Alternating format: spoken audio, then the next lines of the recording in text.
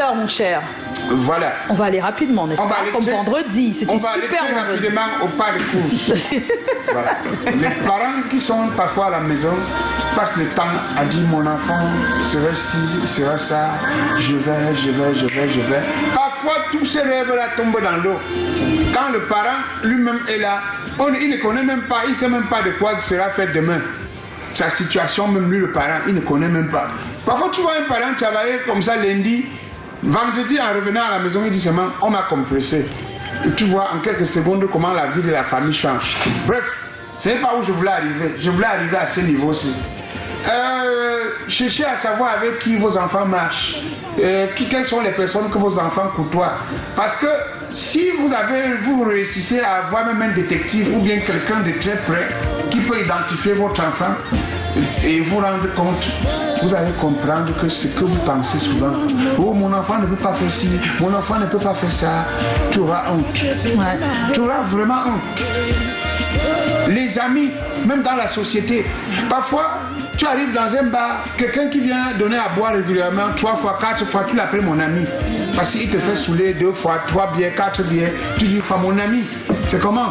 J'attends mon ami ce soir, il va me faire boire. C'est ton ami où? Tu ne sais même pas où il habite, tu ne sais même pas ce qu'il fait dans la vie. Et un beau matin comme ça, tu es au bar, en venant sortir les armes pour bloquer partout, pour l'arrêter, tu en fais partie. On vous récupère ensemble et on te demande d'avoir peut-être même dans des petites causeries. Parfois les antigans sont à côté, tu ne sais pas. Ils tapent un commentaire là comme un buveur d'eau docteur. Tu dis non, ça c'est un ami de date, c'est un ami juste à cause de la boisson. Tu venais à quelqu'un que tu ne connais pas. C'est un ami, c'est pas. Et au moment de vous ramasser, quand on dit oh les mains chacun, tu dis maintenant que tu ne le connais pas. Tu ne le connais pas. On buvait seulement la bière ensemble. Voilà comment le temps de faire des explications, tu laisses tes enfants à la maison comme ça, 3 jours, 4 jours sans rien manger, alors que tu sais que ta vie, c'est quand tu sors. Que les enfants mangent quelque chose à ton retour. Ce n'est pas que tu as un agent gardé quelque part. Voilà que tu prives les enfants 1 semaine, 2 semaines, le temps de faire ce qu'on appelle des enquêtes pour découvrir parfois. Et parfois, même quand on découvre de nos jours, on te demande toujours une rançon avant de te laisser. Tu appelles ça rançon? C'est pas vrai. Une caution, on te demande toujours une caution.